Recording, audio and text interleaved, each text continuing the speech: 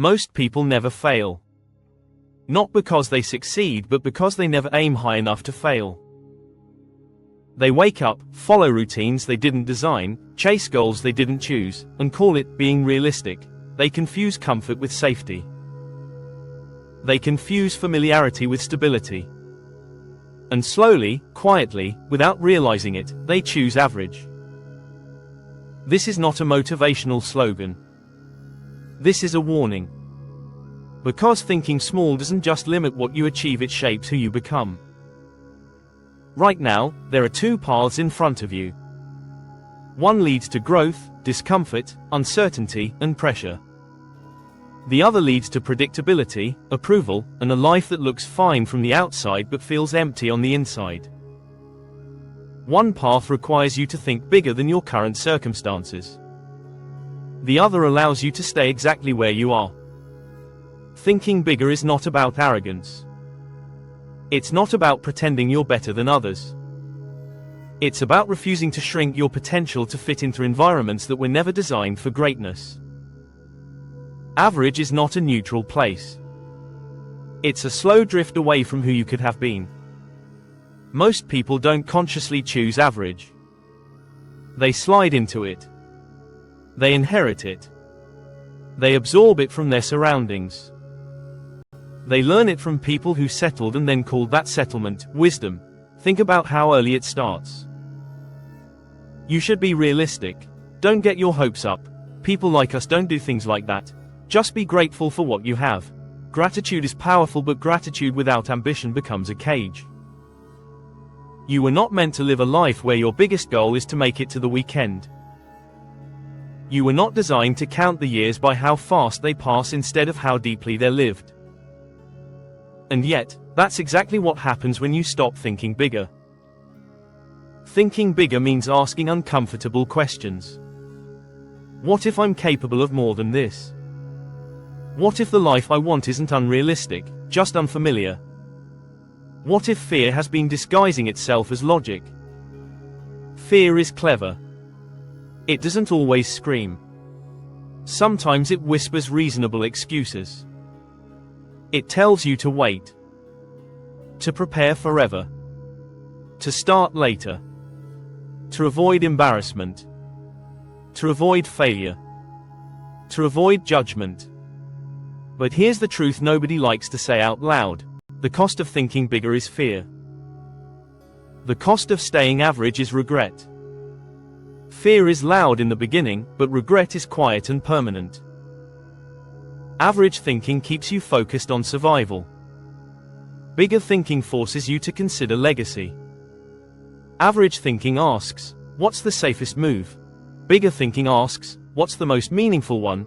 And meaning always demands risk. Look around. Most people are living reactionary lives.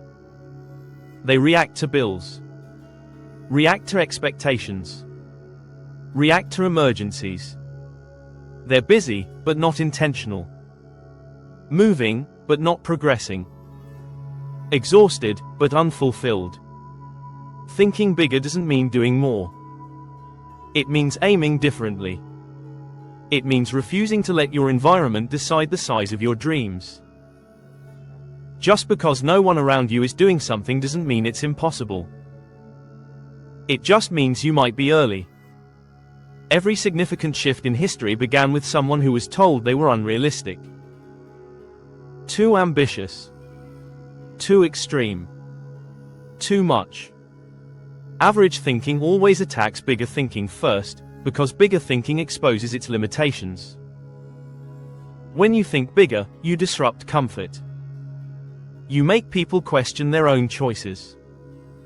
And not everyone wants to do that. So they'll try to pull you back down. Not out of hatred but out of self-protection. They'll say you're changing. They'll say you're obsessed. They'll say you're chasing something unnecessary. But what they're really saying is, your growth makes my stagnation uncomfortable. Thinking bigger is lonely before it's respected. There will be a phase where nothing makes sense. Where results don't match effort. Where people doubt you. Where progress feels invisible. That phase is where most people quit, not because they can't do it, but because they expected validation too early. Average thinking seeks approval before action. Bigger thinking accepts isolation in exchange for alignment. You don't need everyone to understand your vision. You need discipline when motivation fades. You need clarity when emotions fluctuate. And you need courage when the outcome is uncertain. Thinking bigger is a daily decision, not a personality trait. It's choosing growth over comfort when comfort is easier. It's choosing long-term fulfillment over short-term pleasure. It's choosing to be misunderstood now instead of invisible forever. Average feels safe because it's crowded. Bigger feels risky because it's empty, at first. But emptiness is space. Space to build. Space to experiment. Space to become. Most people wait for confidence before thinking bigger. That's backwards. Confidence is built by keeping promises to yourself. By doing hard things repeatedly. By surviving discomfort and realizing you didn't break. You don't rise to the level of your dreams. You fall to the level of your standards. If your standards are average, your life will be too, no matter how much potential you had. Thinking bigger means raising the standard of what you tolerate. The conversations you entertain. The habits you repeat. The excuses you allow. You can't think bigger while living smaller. Your environment matters. What you listen to matters. Who you take advice from matters. If you surround yourself with people who fear growth, you'll start calling fear wisdom. Average thinking says, I'll try. Bigger thinking says, I'll commit. Trying leaves room for retreat. Commitment forces adaptation. When you commit, you stop negotiating with your limits. You stop asking, can I? And start asking, how will I? And that shift changes everything. You don't need to know every step. You need to take the first one. Clarity follows action, not contemplation. Momentum follows movement, not planning. Average thinking waits for perfect conditions. Bigger thinking moves with imperfect ones. There will never be a perfect time. There will only be times you either acted or explained later why you didn't. One day, you'll look back at this moment. And it will either be the point where you decided to expand your life, or another missed opportunity buried under someday. Someday is the favorite word of average. Thinking bigger doesn't guarantee success. But staying average guarantees stagnation. You can fail while thinking bigger and still win because failure teaches. But if you never aim higher, the only thing you learn is how to cope with dissatisfaction. You were not made to cope with life. You were made to shape it. And shaping requires pressure. So ask yourself honestly, are you thinking bigger, or staying comfortable? Are you building a future or maintaining familiarity? Are you living intentionally or repeating what's known? Because average doesn't announce itself as a trap.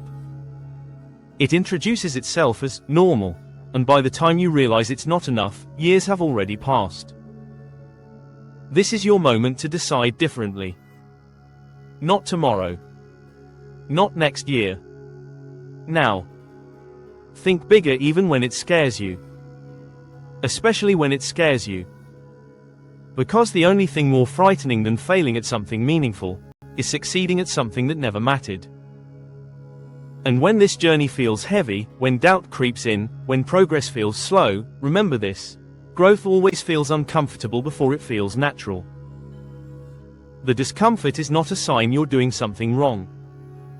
It's proof you're leaving average behind. If this message challenged you, don't ignore that feeling. Let it push you. Let it wake you up. Average doesn't disappear on its own, it has to be replaced with intention, discipline, and vision. Decide today to think bigger than your fears, bigger than your past, and bigger than the expectations placed on you. The life you want isn't waiting for permission. It's waiting for courage.